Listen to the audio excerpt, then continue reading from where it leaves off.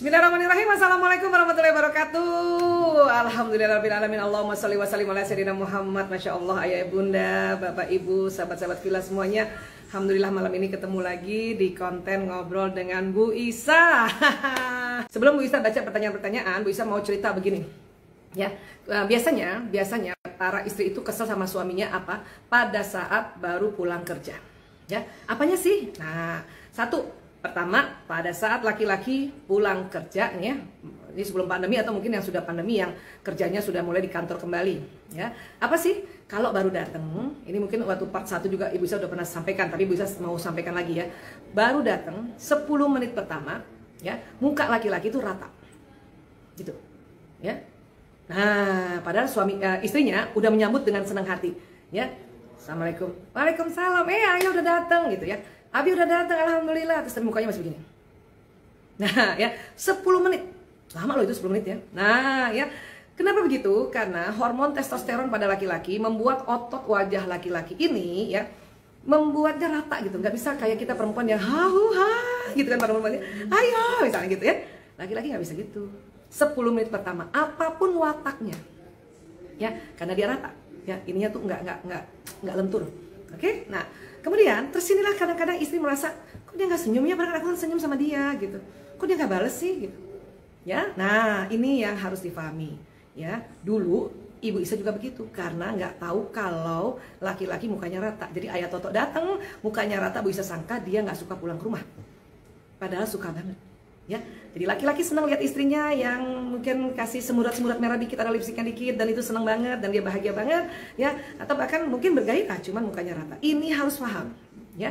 Karena kadang-kadang perempuan merasa sudah senyum 5 menit, terus nggak dibales, menit ke-6 kita berpikiran jelek, tuh kan? Dia nggak suka pulang ke rumah kan? Nah, akhirnya menit ke-7, yang tadinya kita 5 menit ya sampai 6 menit senyum, menit ke-7 jadi kita manyun, gitu. Nah, laki-laki suka heran, kenapa tadi istriku mukanya cantik jadi jelek? Terus tahu nggak apa kata laki-laki dalam benaknya? Salah apa lagi gue? Salah apa lagi saya ini? Ya, salah apa lagi? Ya. Terus apa kata perempuan-perempuan atau istri yang vokal, yang ekstrovert, apa dia bilang sama suaminya? Kalau nggak suka pulang, jangan pulang. Kata benaknya laki-laki, siapa yang nggak suka pulang? Ini aku suka pulang, cuman laki-laki juga nggak sadar kalau yang dipertanyakan oleh perempuan itu adalah mimik wajah. Oke? Setelah itu laki-laki akan biasanya taruh barang semuanya di meja kerjanya atau di meja makan. Makanya laki-laki butuh ada meja khusus buat dia.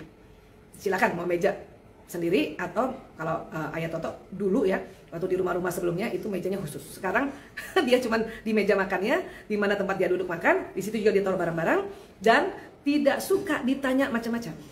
Ya. Yang penting kita sudah sampai tadi waktu Assalamualaikum kita Waalaikumsalam, ayah datang kan gitu ya. Dia taruh barang nih kan. Taruh barang itu nggak suka ditanya macam-macam. Jangan tanya macam-macam dulu. Karena kalau kita tanya macam-macam dia akan cuma jawab gitu. Dia cuma. Habis itu laki-laki begini, dia akan lihat rumahnya. Sebagai wujud apa? Sebagai wujud otak bawah sadarnya yang hipotalamusnya besar tadi untuk mau tahu aman nggak rumahnya. Tanpa bicara. Ya. Kadang-kadang dia langsung lihat, ada yang bocor nih.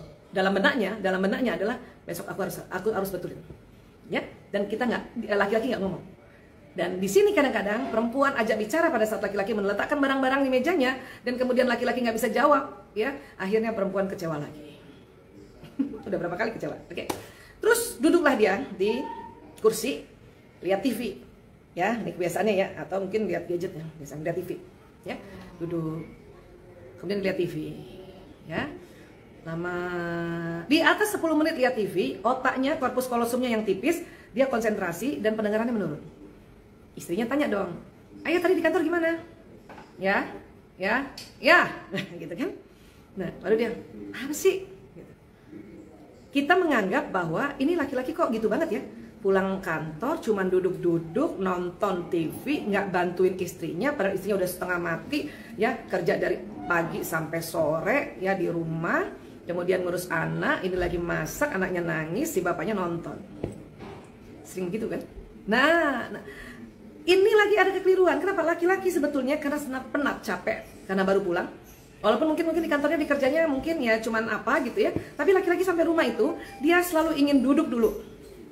Laki-laki purba zaman dulu ya hampir sama apa? Dia duduk di batu melihat apa? Ya, matahari terbenam. Ya. Sunset ya? Sunset betul ya? Ada Mas Lanang dan Mbak Ica ini nemenin Bu Isa ya. Sunset, jadi diem aja. Nah sekarang karena ada TV, maka yang dilihat TV itu laki-laki. Sedang apa dia? Dia sedang relax. Untuk apa dia? Mikirin lagi. Besok gimana ya? Saya berburu di mana lagi ya? Itu laki-laki. Makanya kadang-kadang kalau kita nggak ngerti tentang otak laki-laki, kita menganggap dia kok nggak peduli banget ya. Enak-enaknya duduk ya. Enak-enaknya duduk. Nggak langsung nemenin anak ngomong, nggak langsung nemenin istrinya ngomong. Belum bisa. Belum bisa. Ya, jadi ini ada kebiasaan laki-laki yang sama. Ya, sama. Ya, pada umumnya sebetulnya, ya fitrahnya seperti itu, tapi memang ada juga beberapa bapak atau suami yang sudah mulai mau untuk langsung tanya istrinya, langsung tanya anaknya, dan itu nggak bisa setiap hari, paling seminggu sekali. Dan kalau suami yang sudah seperti itu, keren banget, ya berarti dia sudah banyak belajar, rajin ikut taklim. Oke, sekarang kita buka. Oh, Mbak Maureen bilang astagfirullah, iya bener banget. Iya betul ya. Nah, kita semua pernah mengalami ini ya. Jadi akhirnya kita perlu harus sama-sama sharing sekarang ya. Oke, sekarang kita baca pertanyaan. Iya. Oke, Mas Lanang, pertanyaan pertama dari siapa? Dari apa nih? Bacanya apa? Kaprika. Kaprika Kom. Hehe, kok suami saya beda Bu Isa, malah kalau pulang kerja langsung cerita-cerita bla bla bla. Nah, itu bersyukur ya. Tapi ingat, itu mungkin wataknya ya, watak yang namanya sanguinis, senang cerita ya. Bisa juga melankolis, karena orang melankolis, laki-laki melankolis kadang-kadang dia nggak mau cerita sama orang lain, dia tunggu cerita sama istrinya. Tapi seperti deh, 10 menit pertama dia tidak bisa langsung ngomong. Atau jangan-jangan sebelum masuk rumah ya, sang suami berada di depan dulu, paling 10 menit dulu. Kenapa? Laki-laki loading dulu ya, itu fitrahnya. Oke, dan kalau ada sampai suami juga seperti yang misalnya ibu bisa bilang, enggak bisa, dia langsung masuk baru datang ya, di mobil langsung turun, tar dulu, siapa tahu di mobil 10 menitan tuh, diam dulu sebentar, tarik nafas, dan sampai di rumah kemudian dia ngomong, dia cerita ya, itu syukur banget. Bisa jadi suami kerja keras untuk bisa seperti itu, maka harus disyukuri ya, dan itu belum banyak yang seperti itu. Oke, kalau yang lain yang tadi seperti ceritanya Bu Isa, ilustrasinya Bu Isa itu biasa saja. Ya, nggak usah baper, nggak usah buang waktu untuk merana, nggak usah. Ya tenang aja, tunggu sampai dia beberapa jam setelahnya, barulah kita ajak berinteraksi. Ya, oke, next, di mana? Arti Rizky, panjang juga ya. Assalamualaikum Bu Isa, waalaikumsalam. Bagaimana harus bersikap pada suami yang suka genit dengan perempuan lain? Terima kasih banyak Bu Aisyah. Itu emang nyebelin, ya. Kan nggak boleh, sebetulnya nggak boleh, ya. Kita belajar dulu dasarnya ya, apa yang diminta oleh Islam, bahwa kalau sudah berumah tangga ya kita harus jaga mata, jaga pandangan, jaga pendengaran, jaga pembicaraan. Jadi kalau ada yang kayak gitu, berarti dia agak-agak keluar sedikit tuh dari tuntunan ya. Nah, tapi kita perlu lihat dulu apa yang dimaksud genit ini. Cuman ngomongnya kah, atau bercanda-bercandanya kah, atau muji-muji orang, yang mana dulu? Atau nyolek-nyolek? Kalau nyolek-nyolek udah tambah nggak boleh lagi. Ya, nah arti genitnya ini yang belum dideskripsikan lebih dalam, sehingga bisa mungkin hanya bisa bilang bahwa kalau suami kayak gitu kan kita kesel ya, kita boleh ya ingatkan, tapi tidak di depan orang. Ya, bisa kita ajak ngomong nanti sampai rumah, ya aku mau ngomong sebentar, ya, berdua aja, ya ngomong, tadi aku gak suka banget lihat kamu kok ngomongnya kayaknya nggak pantas deh sama perempuan itu, kok kayaknya kamu sampaikan aku nggak suka, aku kesel banget, aku kok rasanya aku. Tapi itu tadi kalau ngomong sama laki-laki yang serius nggak usah lama-lama, paling setengah jam lah, ya nggak usah lebih lama-lama, karena kalau lama-lama laki-laki malah nggak tahu apa yang diharapkan oleh si istrinya, dia nggak tahu, ya makanya sampaikan bahwa aku nggak suka kayak gitu, kayaknya kamu nggak pantas, please mas jaga ya, karena ini kan dalam Islam kan memang nggak boleh begitu ya mas, misalnya gitu. Oke? Udah Bu Isa, udah pernah dikasih tahu lagi. Udah Bu Isa, kasih tahu lagi. Udah Bu Isa, kasih tahu lagi. Ya, terus-terusan. Itulah salah satu peran dan fungsinya istri. Oke? Setelah itu selebihnya ya, karena kita sudah ikhtiar, kita tawakal dan tentunya kita doakan. Oke? Iya, oke. Mari kita lihat lagi. Mbak Maya, assalamualaikum Bu Isa, waalaikumsalam. Dok, gimana caranya komunikasi dengan suami yang cuek? Karena kita menjalani pernikahan jarak jauh. Oh, LDR. Cueknya itu gimana? Ya, jangan-jangan cueknya itu karena dia otak laki-laki. Itu tadi ngomongnya cuma sedikit, terus nggak mau tatap mata. Lagi-lagi kalau ngomong kan nggak mau tatap mata kan, ya. Atau kalau lagi sedang fokus dipanggil nggak jawab, gitu. Mungkin itu kan cueknya, ya. Atau sama istrinya cuek, tapi kalau sama orang lain, ya, kok dia mau ngomong, dia mau chatting-chattingan, ya, dia mau meladeni. Nah, yang mana dulu? Yang dianggap cuek, oke? Kalau dia cuek misalnya, itu tadi nggak mau tatap mata, ngomongnya cuma sedikit, gitu kan? Terus dia juga, itu tadi yang bisa ceritakan bahwa itu ciri-ciri khasnya pada laki-laki, ya, dan dia juga begitu pada yang lain. Dia juga kalau ngomong sama yang lain, ya nggak terlalu banyak juga ngomongnya, ya itu barangkali memang sudah wataknya, ya. Nah, tapi memang yang paling nggak enak adalah dia cuek sama istrinya, tapi sama orang lain, ya, atau sama si istri orang dia nggak cuek. Itu yang kurang ajar itu. Ya, nauzubillah min dzalik, sampai kayak gitu. Tapi pun kalau seperti itu, ya sudah, kita ajak bicara, oke? Sekali lagi, jangan tegur depan orang. Kalau dia ini LDR, daripada misalnya ngomong nanti kita ngomong susah lewat video call susah malah berantem, chatting aja. Chatting, japri. Ingat ya, japri, jangan di grup. Kalau kita mau tegur seseorang, japri. Ya, kenapa? Karena kita berarti niatnya baik, menyampaikan apa kekurangannya untuk nanti dia perbaiki. Ya, bisa juga kalau siapa aja negur suami, anak, teman-teman, sahabat-sahabat, tim juga, japri. Nggak pernah, nggak boleh di grup, karena kalau kita menegur orang di depan orang banyak atau di grup, itu niatnya bukan mau menasehati, tapi ingin menjatuhkan. Oke? Jadi sekali lagi, japri karena ini LDR. Ya? Oke. Next. Melia, Melong, Bu Isa, aku lagi kecewa sama suami. Kenapa sifat suaminya saya seperti perempuan, judes, berbalik saya seperti laki-laki, selalu ngalah, nggak bisa ngambek, nggak bisa marah.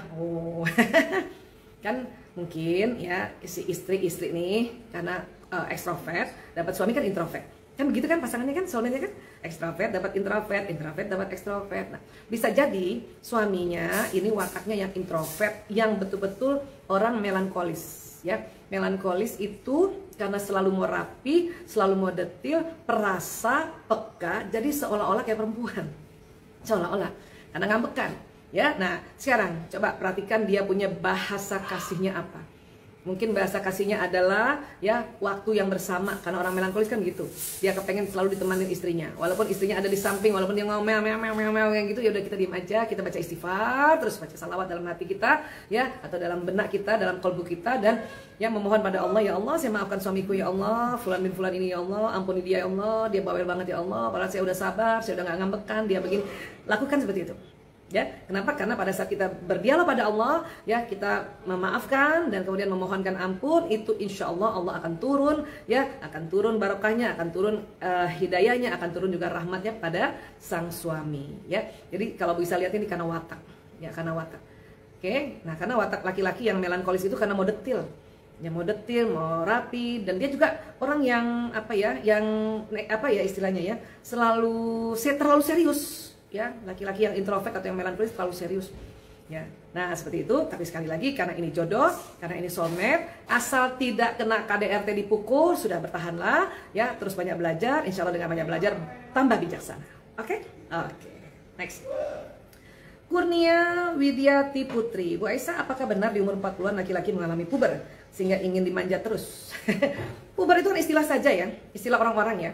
Tapi yang pasti adalah di atas 40-an atau malah 50-an ke atas, laki-laki hormon testosteronnya berkurang. Ya, jadi di setiap manusia ini, baik laki-laki sama perempuan, ada hormon laki-laki dan ada hormon perempuannya. Ya, kita juga yang perempuan ada hormon perempuan kita dan ada hormon laki-laki kita. Ya, hormon perempuan itu kan estrogen, hormon laki-laki kan testosteron. Di kita perempuan ini kita juga punya hormon testosteron di benak kita ini. Ya, dia ada di kelenjar adrenal dan ada juga di ovarium. Cuman nggak banyak kalau perempuan. Ya, katakanlah kalau misalnya itu oli atau air ya, dan katakanlah itu komposisinya 100 liter oli ya, hormon ini oli ya. Pada perempuan, hormon estrogen progesteronnya katakanlah 80 liter. Ya, 80 sampai 90 liter. Testosteronnya hormon laki-lakinya 10 liter sampai 20 liter. Seperti gitu. Yang perempuan introvert testosteronnya 10 liter. Perempuan ekstrovert testosteronnya 20 liter, makanya agak kayak laki-laki gitu ya. Nah, laki-laki juga begitu. Dia kalau hormon itu oli dan 100 liter komposisinya ya, hormon laki-laki mereka 80 liter sampai 90 liter, hormon perempuan mereka 10 liter sampai 20 liter. Laki-laki yang ekstrovert hormon perempuannya 10 liter. Laki-laki yang introvert hormon perempuannya 20 liter. Nah, pada saat laki-laki usia 40 tahun ke atas atau 50 tahun ke atas, testosteronnya turun. Ya, testosteron turun tapi nggak habis, turun. Nah, berarti hormon perempuannya jadi semakin banyak komposisinya.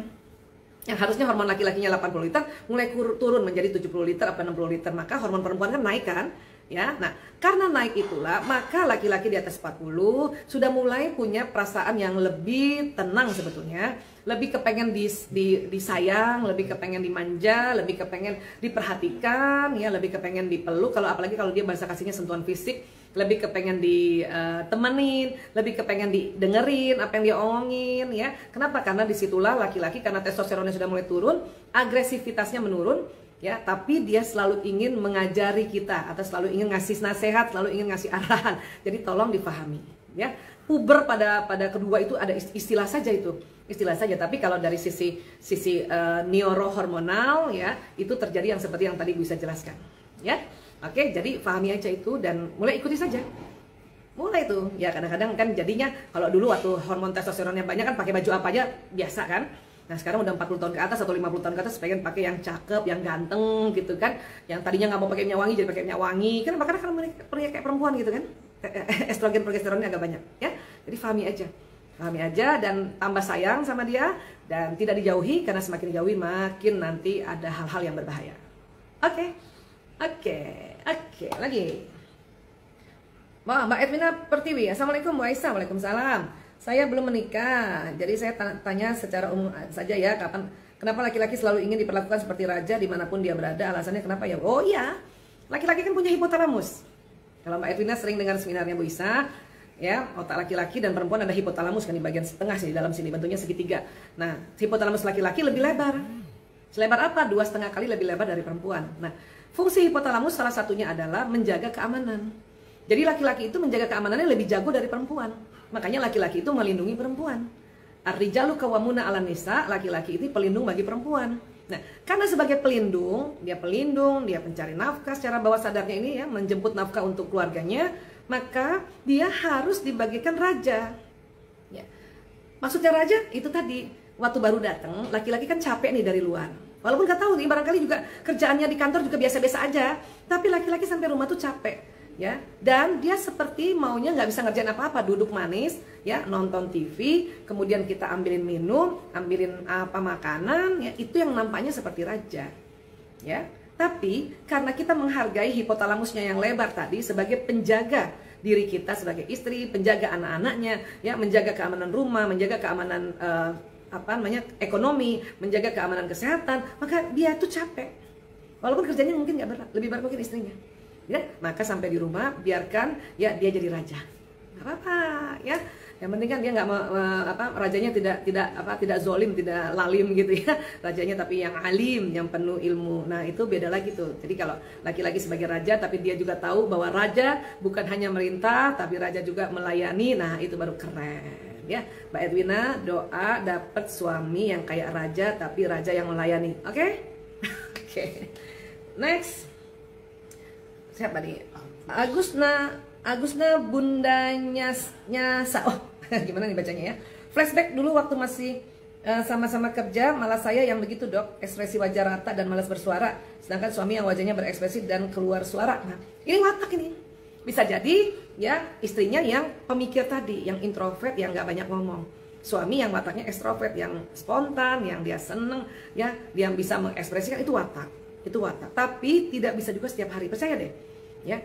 Kalau sampai dia setiap hari begitu, berarti itu luar biasa suami Anda. Ya, luar biasa berupaya untuk menyenangkan istrinya. Bisa jadi karena dia belajar agama yang baik, bahwa kalau istrinya datang disambut. Tapi tolonglah sekarang ya fahami dan sebisanya ya coba perempuan yang istri yang lebih cheer pada saat menyambut suami, ya. Oke? Nah, kurang lebih kayak gitu. Oke, terima kasih. Mauren, ada Spak Eliana. Kenapa ya Bu kalau suami manis sama teman-teman atau sama klien, tapi kalau ngobrol sama istri kayak dikit banget ya? Karena bawah sadarnya suami itu menganggap istri ini adalah orang yang sangat dekat. Dan orang yang sangat dekat adalah orang yang ya siap untuk mendengarkan apapun, melihat sikapnya yang memang polos-polos gitu, ya, melihat sikapnya yang apa adanya, melihat jelek-jelek sikapnya misalnya gitu ya. Karena dianggap itu sangat dekat. Gitu. Ya, dia kalau sama klien, sama teman kan dia berusaha untuk ya selalu memperlihatkan sesuatu yang baik. Nah, sampai rumah capek. Laki-laki itu pada saat dia berinteraksi dengan teman, berinteraksi sama klien, kan dia harus bersikap baik kan, senyum. Buat laki-laki itu capek. Makanya sampai rumah, dia karena capek dan dia melihat istri adalah segalanya, pelabuhan hatinya, yang namanya pelabuhan itu adalah tempat mengeluarkan, bersih-bersihkan kapal, ya. Makanya seperti itu.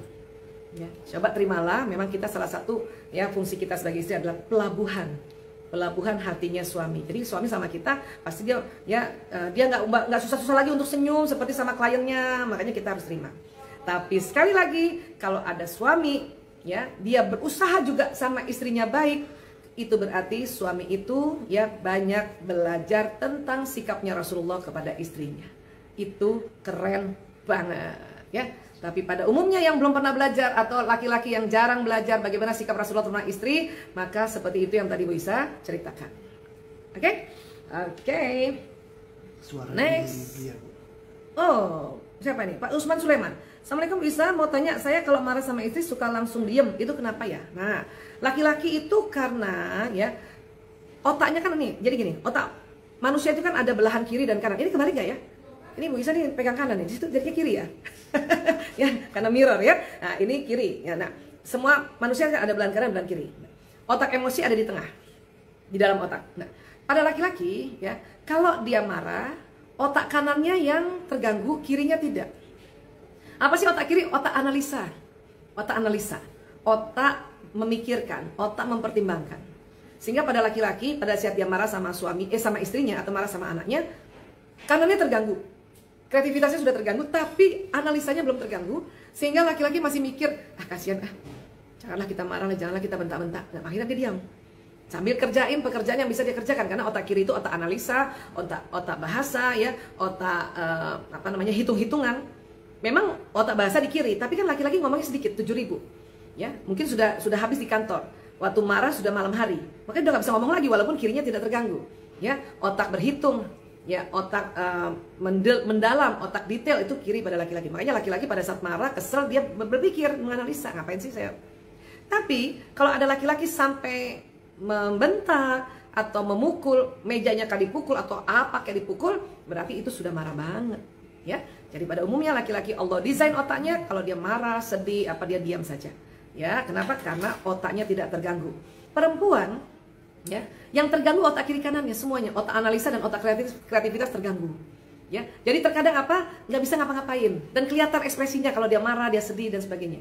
Ya, tapi tetap untung juga ya, alhamdulillah Allah ya mendesain juga otak, walaupun perempuan yang terganggu otak kiri kanannya, perempuan otak tengahnya atau ya korpus kolosumnya yang di dalam itu lebih tebal, sehingga perempuan masih bisa kerja gitu, masih bisa setrika, masih bisa cuci piring, masih bisa masak, masih bisa ngetik-ngetik, tapi air matanya keluar-keluar, mukanya manyun, jadi ketahuan.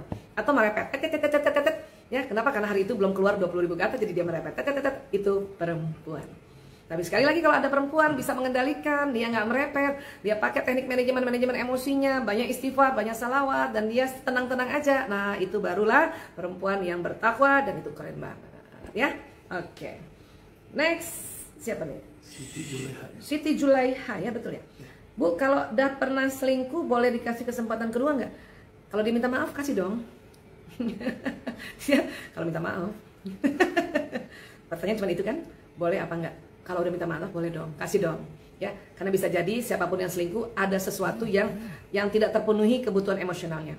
Ya, bagaimana memenuhi kebutuhan emosional? Itulah yang waktu sebelum-sebelumnya Bu Isa bahas tentang bahasa cinta, bahasa pengungkapan cinta atau konsep baterai cinta yang mungkin ya kosong, ya atau lowbat.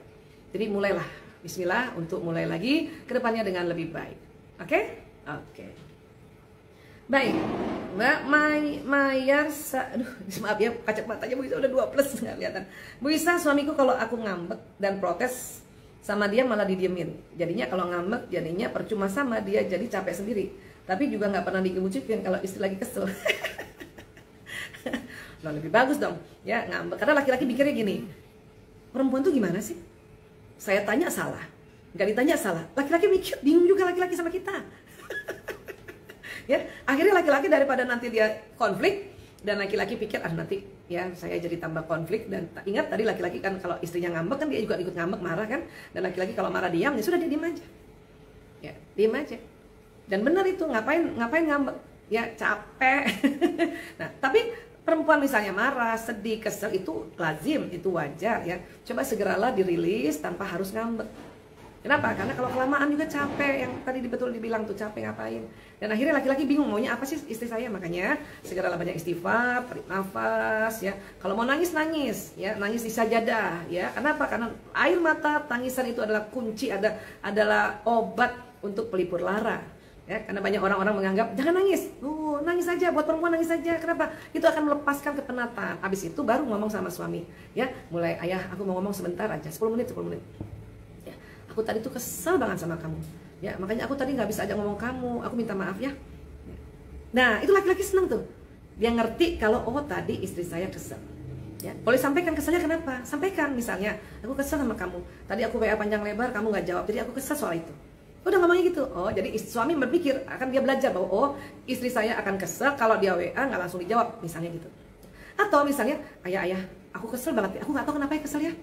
Kayaknya aku mau mens deh ayah. Nah, suami itu langsung merasa oh, dia mau mens. Ya. Jadi laki-laki yang menjadi suami setiap hari belajar bagaimana apa sih yang terjadi pada istri.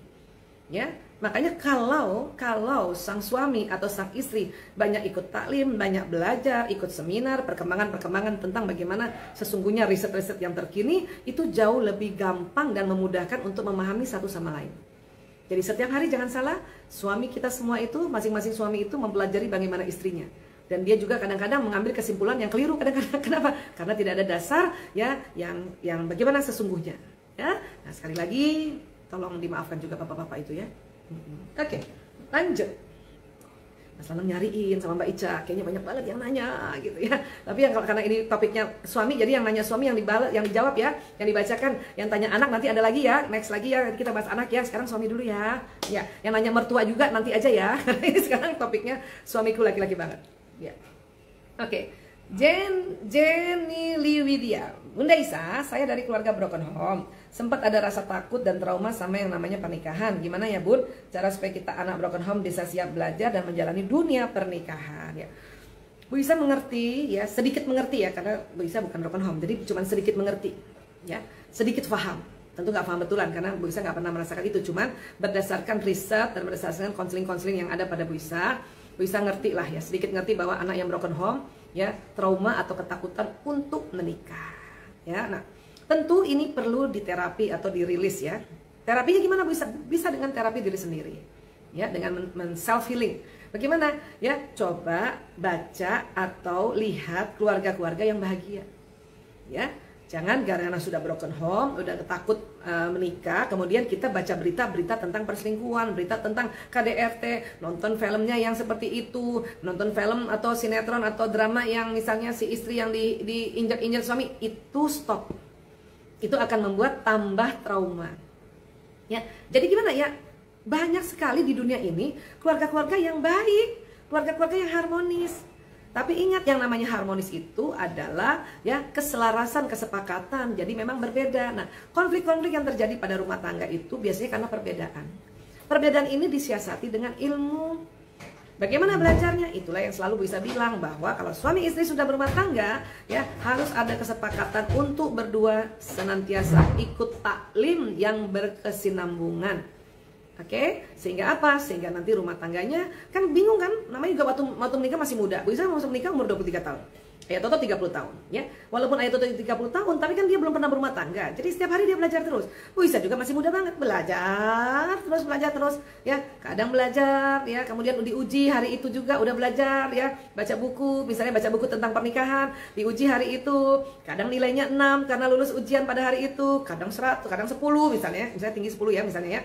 Ya. Terus baca lagi, dengerin ceramah bahwa kalau istri itu ya harus senyum sama suami kalau suami pulang. Oke, akhirnya kita diuji, suami pulang kita senyum. Ya, senyum sampai nggak manyun, berarti lulus, dapat 10. Ya, tapi besok tuh, susah banget ya senyumnya. Ya cuma senyum sebentar, nggak sampai 10 menit, cuma 5 menit, lulus juga, tapi dapat 6, gitu kan?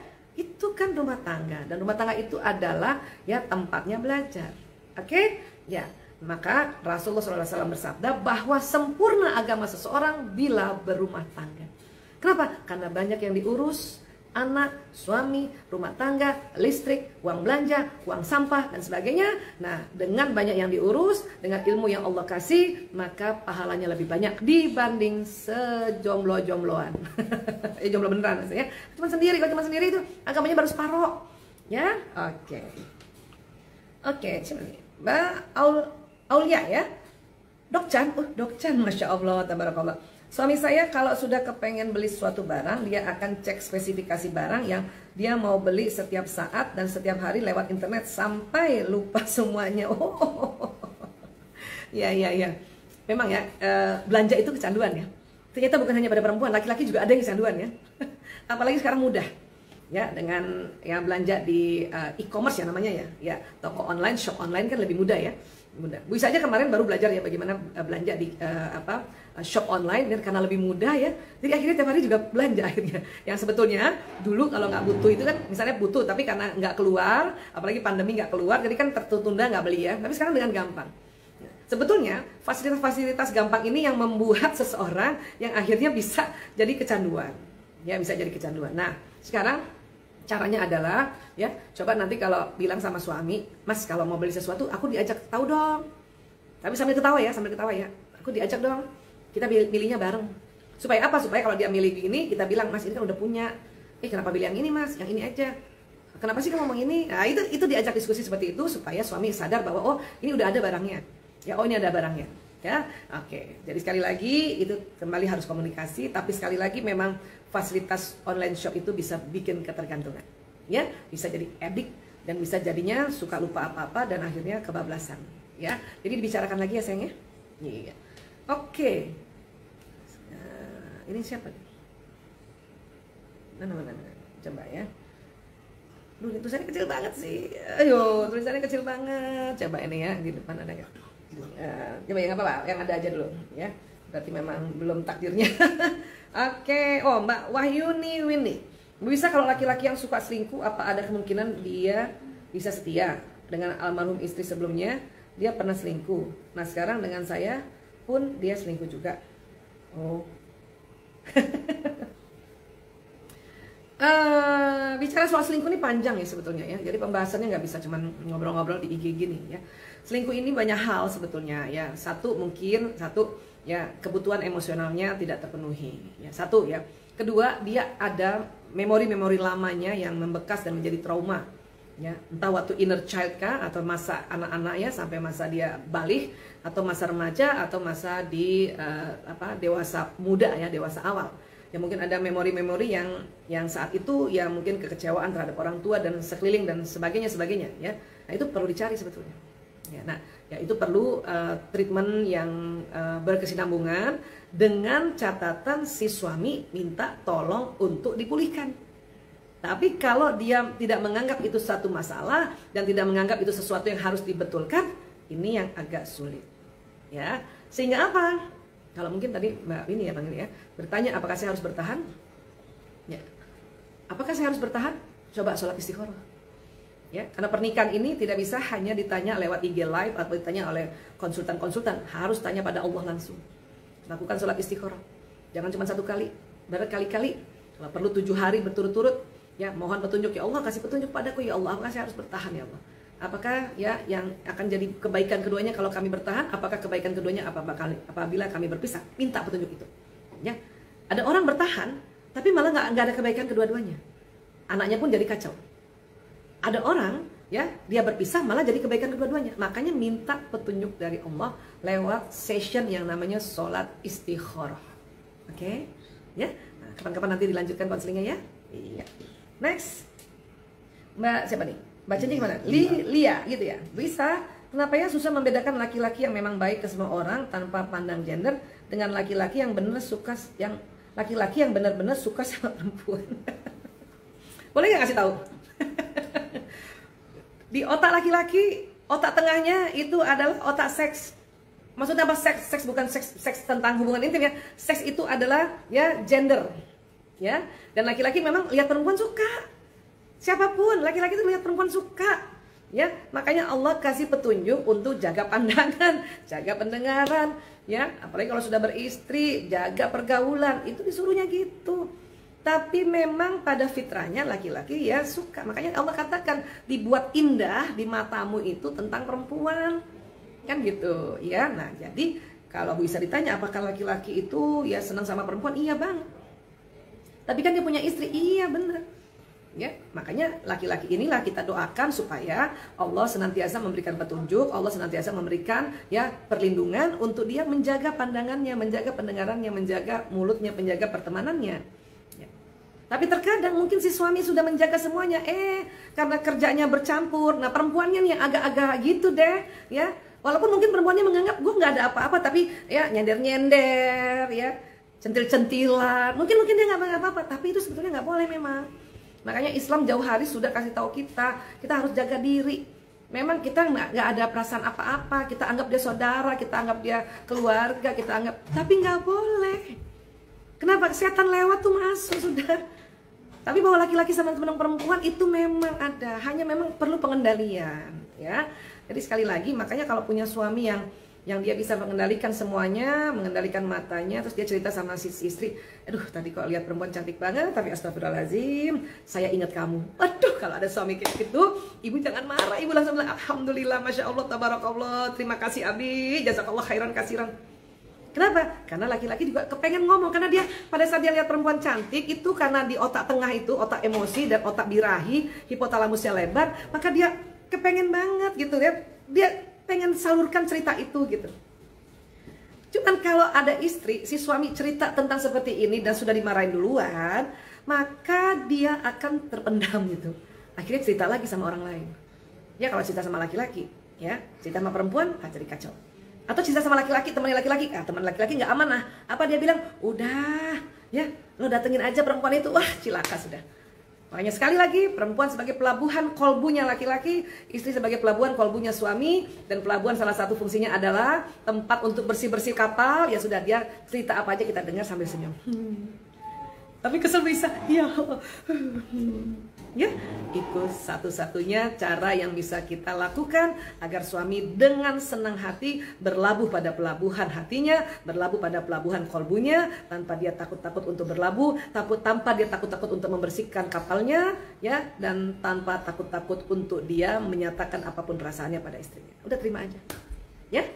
Oke, apa lagi? Mbak Nelly 1250. Assalamualaikum Bu Isa. Waalaikumsalam. Bagaimana cara melupakan sakit hati yang suami pernah lakukan sehingga bisa ceria lagi menghadapi rumah tangga Bu Isa?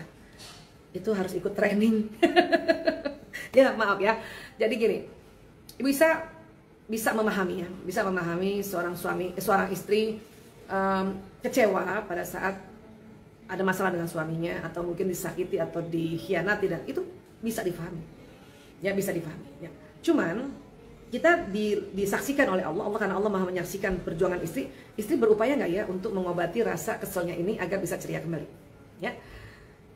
Sholat adalah cara udah paling keren banget,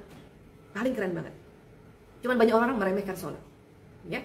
Sholat adalah cara paling keren banget, makanya ya perbagus sholatnya, tidak terburu-buru, tambahkan sholat sunnahnya, itu cara paling afdal, ya. Adapun misalnya kita mau tambah sedikit teknik-teknik bagaimana memanage otak kita, memanage bawah sadar kita, itu bisa belajar ya, entah dengan siapapun ya, tentu misalnya dicari aja siapa yang teman-teman atau senang ya, atau misalnya percaya untuk belajar padanya gitu kan. Nah, kalau bisa itu bisa selalu ada ya, hampir tiap bulan ya, sebulan 2 bulan sekali ada kita pelatihan namanya Mind Emotional Management Training atau MEMT training ya. Bahkan sekarang sudah ada komnya, MT-kom. Ini ada teman-teman MT-kom juga hadir hari ini, alhamdulillah. Dan itu memang khusus untuk perempuan saja ya. Dan itulah teknik-teknik, diajarkan lagi beberapa teknik untuk memanage ya emosi, memanage pikiran-pikiran yang terlanjur luka atau terlanjur diabaikan atau terlanjur sakit ya, agar apa harus bisa ceria lagi ya. Kenapa? Karena keceriaan istri ya, suami ini guilty feeling loh. Laki-laki yang pernah mengabaikan atau pernah berbuat salah, sebenarnya dia guilty feeling. Cuman kata laki-laki, udah dong, aku kan udah ngaku salah, please kamu senyum dong, kamu jangan manyun dong. Itu maunya laki-laki. Udah dong, gitu ya. Jadi sekali lagi, monggo selamat bergabung di MEMT-kom. Insya Allah awal April ada trainingnya ya. Oke, ada lagi Mbak Harnita Yurika. Saya tinggal sama mertua. suami saya kalau pulang kerja lebih sering ngomong sama ibunya. Saya harus gimana ya? Kadang-kadang saya suka seperti cemburu gitu ya Bu Isa. Iya emang. Ya, itu cemburu lah. Ya, tinggal kita ingat lagi ya bahwa dalam Islam ibunya laki-laki itu memang harus dihormati. Ya, nah, karena tinggal sama mertua, ya, kemudian anak laki-laki ini atau suami yang pertama sekali diajak ngomong ibunya, itu terimalah dengan ilmu. Nanti dengan ilmu baru bisa ikhlas. Maksudnya terima dengan ilmu apa bisa? Ingat terlalu, ikut taklim sering-sering dengar ceramah, sering-sering dengar nasihat bahwa ya memang di dalam Islam, memang di dalam rumah tangga, kalau masih ada ibunya laki-laki, kita nomor 2. Oke. Nah, dengan ya menerima dengan ilmu, makanya ikhlas. Ya. Tapi bawa cemburu itu biasa perempuan. Nanti rasain deh ya bahwa ya pada saat nanti juga jadi ibu, suami ngomongnya sama anak, nggak ngomong sama kita pun cemburu loh. Ya, kita pun cemburu. Nah sekarang kalau kita jadi ibu mertua nih, ibunya laki-laki kan, udah tua nih kan ceritanya ya, misalnya Lanang nih, ini mumpung ada Lanang sama Mbak Ica, contohnya di sini ya, Insya Allah ya nanti mereka bersama ya. Nah, saya Lanang, terus Mbak Ica tinggal rumahnya di rumah Bu Isa misalnya, kemudian Lanang yang pertama diajak ngomong Bu Isa, ya. Nah itu adalah kesantunan anak laki-laki terhadap ibunya. Istrinya memang perlu belajar, karena kalau nggak belajar itu tadi cemburunya jadi langsung meluap-luap. Ya, dengan belajar, oh dia memang menghormati. Nah, tinggal jadi ibu mertuanya ini harus bijak juga. Misalnya Lanang datang ke Bu Isa, ngomong sama Bu Isa, terus Bu Isa akan bilang, nak, itu siapa istrimu nak? Ayo sana ngobrol sama istri. Nah itu ibu mertua yang asik kalau kayak gitu tuh. Ya, oke. Jadi sekali lagi, memang ya anak laki-laki bicara sama ibunya itu adalah hal yang sudah tepat. Tinggal kita langsung tarik nafas aja istighfar. Dan selalu ingat bahwa memang begitu. One day, pada saat kita jadi mertua dan punya anak laki, insya Allah Anda akan seperti itu juga anak laki-lakinya, lebih menyapa ibunya duluan, baru istrinya. Oke? Ya? Sip. Siapa lagi? Mbak Novia. Matanya Bu Isa. Mbak Noviani Tresna Dewi. Assalamualaikum Ibu. Ya Bu, saya udah nikah mau 3 tahun. Gimana caranya mendekatkan suami ke keluarga kita? Padahal dia mudah bergaul dengan orang lain. Nah ini apa dulu kasusnya? Ya, mendekatkan itu maksudnya gimana? Ya, adakah sering ada acara-acara keluarga? Cuma dalam pandemi kan susah ya. Makanya mungkin baru 3 tahun, 2 tahun agak aman, 1 tahun pandemi. Nah 1 tahun pandemi ini yang bagi berat ini. Kita mau bikin acara keluarganya susah banget. Mau bikin acara yang misalnya isinya cuma 20 orang susah banget. Ini pandemi ya. Nah jadi sabarlah sayang. Gimana caranya ya? Itu tadi kalau ada acara keluarga ajak aja suami. Tapi ajaknya dengan baik. Ayo yuk kita ada acara ya, kita kumpul yuk, kita taklim yuk. Nanti tapi setelah lewat pandemi. Kapan? Nggak tahu. Jadi bersabarlah, berbaik sangka saja sama suami. Bisa jadi dia bukan tidak ingin sama keluarga, tetapi belum ada momentumnya, karena ini baru 3 tahun juga. Sabar ya? Iya. Oke. Mbak Laila, Assalamualaikum Dr. Aisyah. Love from Malaysia. Mbak Laila, Masya Allah. Mbak Laila 81. Love you too. Ya, baik-baik di sana ya. Dekat sana baik-baik lah ya. Oke. Arnika, Bu Isa, kalau suami seperti nggak peduli, lihat istri sibuk atau repot, bisa dia duduk tenang dan nggak basa-basi, gimana cara menegurnya ya Bu Isa? Kenapa ditegur? Kalau emang minta tolong aja. Ayah tolong dong. Gitu. Jadi bukan ditegur. Kalau emang minta tolong, gitu ya. Nah, tadi kenapa laki-laki duduk aja, itu tadi yang dari awal Ibu Isa sudah sampaikan, bahwa laki-laki dia duduk tenang, lagi mikirin besok mau ngapain lagi, berburunya nih, berburu nafkahnya. Menjemput nafkahnya gimana, itu dia tuh bukan, laki-laki tuh duduk nonton TV, itu nggak, sesungguhnya nggak nonton TV secara sempurna, dia lagi mikirin besok gimana. Dan itulah kerjaan laki-laki ya. Jadi istri-istri kalau emang minta tolong bilang, ayah aku minta tolong sebentar aja ya, tolong ya. Emang gitu nak, nak lagi ya. Emang gitu sayang. Kan masih muda umurnya jadi bisa panggil nak ya. Emang gitu. Jadi nggak usah ditegur, minta aja tolong, oke? Ya. Dan laki-laki juga senang kok minta tolong. Oh iya. Habis itu kembali lagi untuk merenung, ya. Itulah laki-laki ya. Jadi please minta tolong. Oke. Hai Mbak Vina. Ada Mbak Vina. Mbak Dian Cakes, Bu Isa, apakah bohongnya laki-laki yang terus-menerus dilakukan meski udah minta maaf, apakah mungkin masih bisa sembuh? Bu Isa mau cerita gini ya, cuman nanti mudah-mudahan tangkapnya yang benar ya. Jadi menurut riset otak, laki-laki itu senang negosiasi atau senang diplomatis. Bukan berbohong sebetulnya. Dia diplomatis atau dia senang negotiated, diplomatic dan negotiated. Itu otak laki-laki. Dalam rangka apa? Dalam rangka untuk bisa kerja. Ya. Nah, jadi laki-laki itu di dalam pekerjaan bisa jadi dia dalam rangka diplomatis atau diplomasi, ya. Misalnya ditanya sama temennya gitu ya.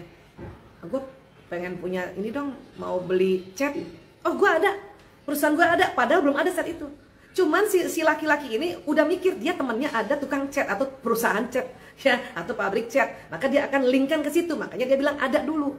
Itu potensi laki-laki untuk bisa bernegosiasi dan diplomasi dalam pekerjaan. Nah, cuman kita sering sebagai perempuan, dan perempuan ini kan orangnya agak jujur ya, lurus kan, karena sebagai ibu ini harus lurus kan. Nah, melihat seperti itu kadang-kadang menganggap, kok dia bohong sih, padahal kan dia nggak ada kerjaannya dengan chat.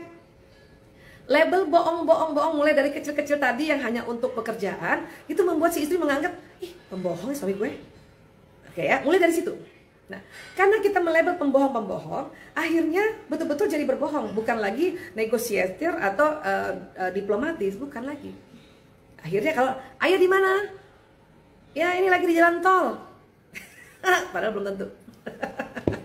Ya, makanya juga kita nggak usah terlalu kepo jadi istri. Kenapa? Kadang-kadang laki-laki pada saat kepepet, otak negosiasinya, otak diplomasinya terakses. Makanya jangan terlalu kepo, udah biar aja. Pokoknya ya kita doakan ya, dimanapun engkau berada, aku mendoakan engkau dalam lindungan Allah. Asik, yang gitu dong. Oke, next ya. Mbak Destri Pratiwi, Bu Isa, suami saya itu selalu menuntut saya untuk diam kalau berantem, Bu. Sedangkan saya lebih suka ngomongin. Dia maunya saya diam, Bu. Itu tuntutan dia. Dia maunya saya nggak membantah omongan dia. Iya, itu bukan cuma ibu, ya suaminya ibu aja. Semua laki-laki begitu. Jadi pas dia berantem, ya pas dia ngomong, laki-laki gini, ya pas dia ngomong, dia nggak suka diinterval atau dia nggak suka diintervensikan. Kenapa? Dia lupa apa yang harus diomongin. Makanya suruh diam. Kita kadang-kadang gemes juga pengen ngomong kan. Nah sekarang dalam manajemen rumah tangga, manajemen konflik dalam rumah tangga, ya kita memang lagi yang perlu belajar untuk mengetahui apa sih sebetulnya keinginannya si suami.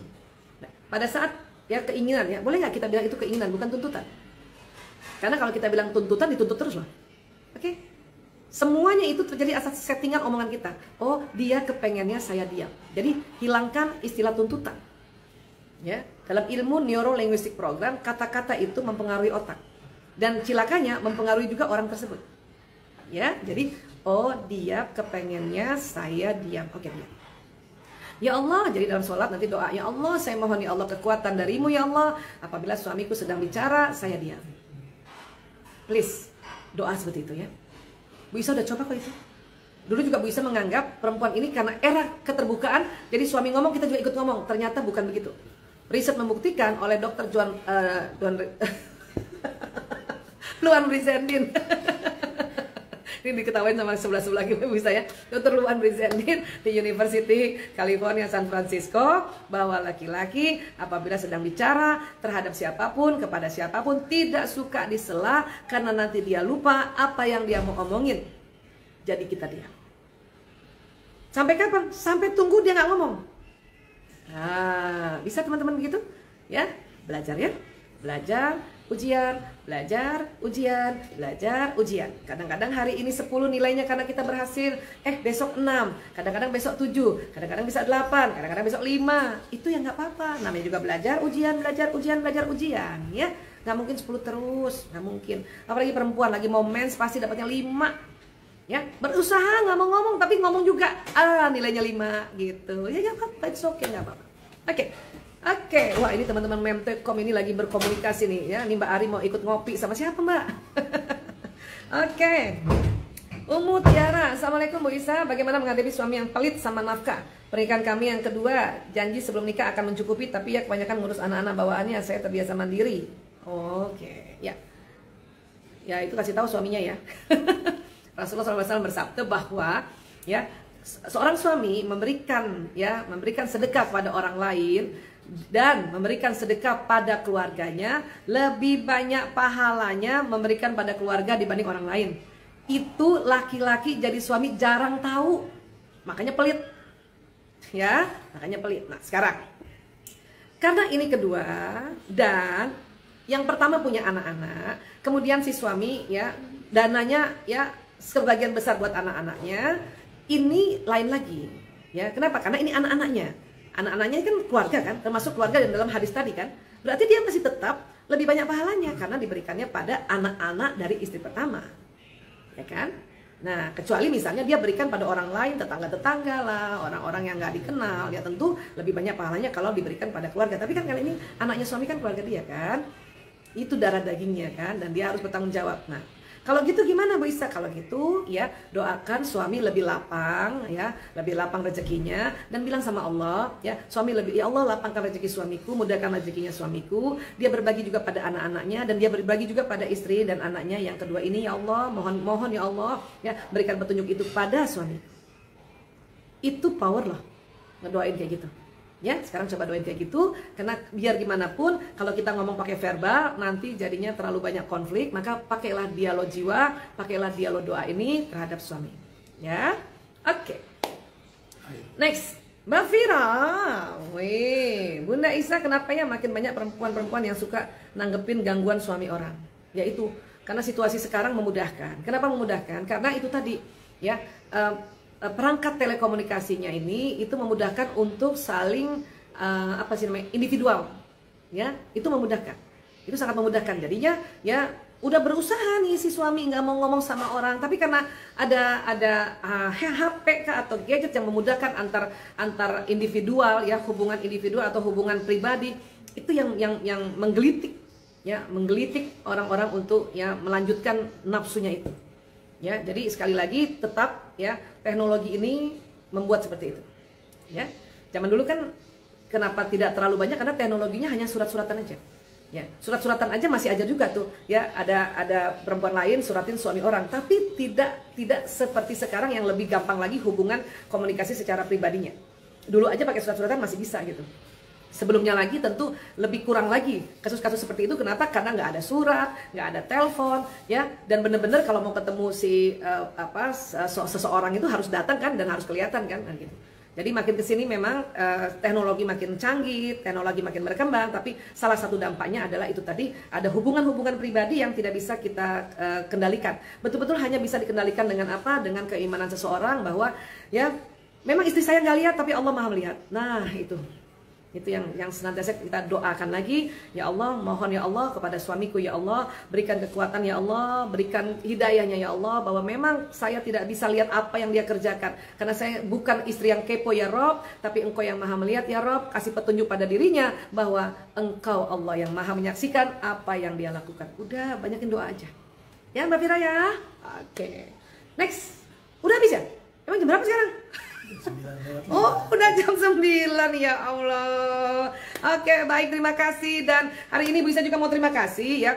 Jadi teman-teman, ibu-ibu kalau mau tidur harus cantik ya. Kemarin Bu Isa cerita, makanya kan Nabi juga minta sama kita, sunnahnya Nabi untuk kita bercilak supaya cantik, dan bibir kita supaya nggak kering, kita pakai lipstik Arab. Dan hari ini Bu Isa dikasih oleh Mbak Haifa lipstik Arab. Karena kemarin lipstik Arabnya Bu Isa udah mulai habis. Alhamdulillah ini dikasih banyak, alhamdulillah ya. Karena selama pandemi belum sempat umroh, makanya belum dapat. Ini alhamdulillah Mbak Haifa Memte ya, jazakallah khairan, ini lipstik Arabnya udah ada nih, banyak lagi ya Allah. Ada yang mau nggak? Ya, lapor Mbak Haifa ya. Jangan ke Isa ya. Oke, terima kasih sekali lagi. Jazakumullah khairan kasiran. Maaf lahir batin, ayah bunda, bapak ibu, sahabat-sahabat villa lainnya. Salam menebar bahagia. Assalamualaikum warahmatullahi wabarakatuh. Dah.